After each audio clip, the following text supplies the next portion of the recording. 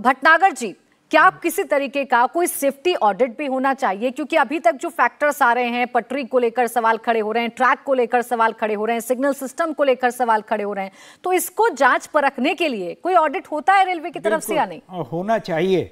जैसा कि अभी हमारे साथी एक्सपर्ट्स ने भी बताया इस बारे में, तो मेरा भी यही मानना है, क्योंकि मेरा काफ़ी एक्सपीरियंस है रेस्क्यू ऑपरेशंस में और इस टाइप के हादसे वगैरह मैंने डील किए हैं। तो मैं तो यही कहना चाहूँगा कि एक्चुअली इसका ऑडिट होना चाहिए। पहला होता है डिपार्टमेंटल ऑडिट, दूसरा होता है एक्सपर्ट कमेटी ऑडिट, तीसरा होता है थर्ड पार्टी ऑडिट। इसके अंदर ये तीनों ऑडिट्स जो है अपनी अपनी रिपोर्ट्स देते हैं और पूरा ये सेफ्टी डिवाइस चेक करते हैं। जो लेटेस्ट आप लोग लगा रहे हैं रेलवे वाले, उसके ऊपर देखते हैं कितनी इसमें विश्वसनीयता है, कितना इसमें कमी है, इस चीज़ के ऊपर भी हाईलाइट करते हैं। तीसरा जो है रेलवे लाइन की और सिग्नलिंग सिस्टम की क्या पोजीशन है। इसके अलावा जो सेफ्टी टावर्स होते हैं जहाँ से गाड़ियों को कंट्रोल किया जाता है, स्टेशंस के ऊपर कंट्रोलिंग टावर्स लगे रहते हैं। और इसके बाद सैटेलाइट फ़ोन सिस्टम्स होते हैं जो ड्राइवर के साथ, कंडक्टर के साथ और आपके जो है पीछे जो गार्ड के साथ कम्युनिकेट रहते हैं। गाड़ी चलती रहती है लेकिन उनका कोई इंपॉर्टेंट मैसेज आता है तो उनको कम्युनिकेट किया जाता है ताकि वेल इन टाइम वो अपनी गाड़ी को कंट्रोल कर सकें, डायरेक्शन को या जो उनको इंस्ट्रक्शन दी जाती कर सकें। अगर ये नहीं करेंगे तो इन हादसों का होना स्वाभाविक है, क्योंकि आप स्पीड बढ़ाए जा रहे हैं।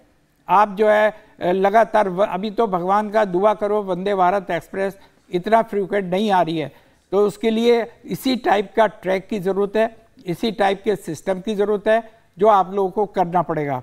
और नहीं करेंगे तो ऐसे हादसे होते रहेंगे।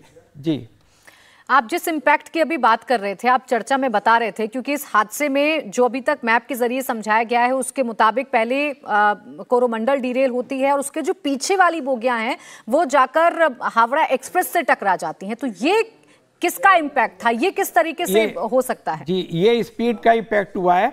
जैसे इंजन निकला, क्रॉस किया, तो उसके बाद ये जो रेलवे लाइंस होती हैं तो ये इनके ऊपर सेफ्टी लूप्स लगे रहते हैं। अगर वो हिले, जब स्पीड से गाड़ी जाती है तो लाइनें हिलती है, वाइब्रेशन होता है।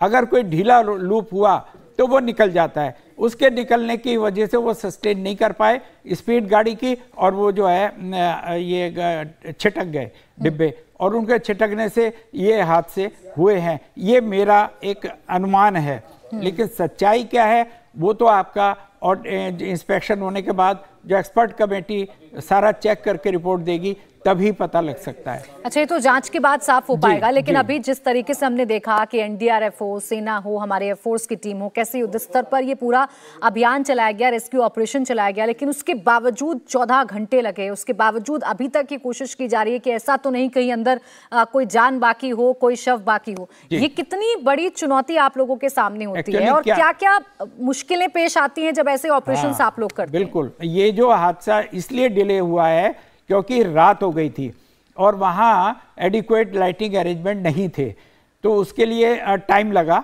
बाकी हमारे पास जो अवेलेबल स्टैंड बाई लाइट्स होती हैं उनका हमने इस्तेमाल किया, तो इतना बड़ा हादसा था तो उसमें टाइम लगता ही लगता है।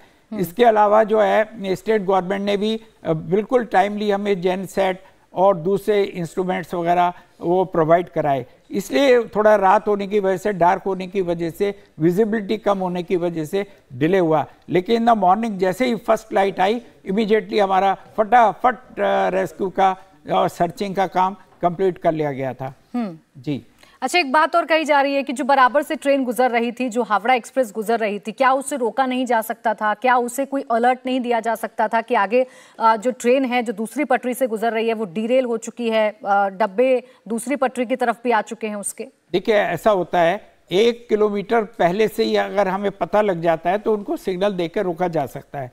लेकिन जब वो बिल्कुल पास आ गई है, फिर उस टाइम अगर वो ब्रेक भी मारेंगे तो वो रुकेगी नहीं, बल्कि और उसके डिब्बे और इंजन सब पटरियों से उतर जाएंगे, हादसा और बढ़ जाएगा। तो इसलिए बहुत ज़रूरी है कि जो है टाइमली उसको अपने को पता लग जाए और हम लोग बता सकें। इसके लिए जो हमारा इफ़ेक्टिव जो अपना जो ट्रैकिंग सिस्टम होता है, इफ़ेक्टिव जो GPRS सिस्टम है जो आपके कंट्रोल रूम में और यहाँ पर है, उसको हमें मजबूत करने की जरूरत है और वहीं से हम लोग जो है इसको गाइड कर सकते हैं, कंट्रोल कर सकते हैं, हादसा रोका जा सकता है। इंडिया टीवी हर वक्त हर जगह डाउनलोड करने के लिए सर्च करें India TV news Google play store या ऐप स्टोर पर।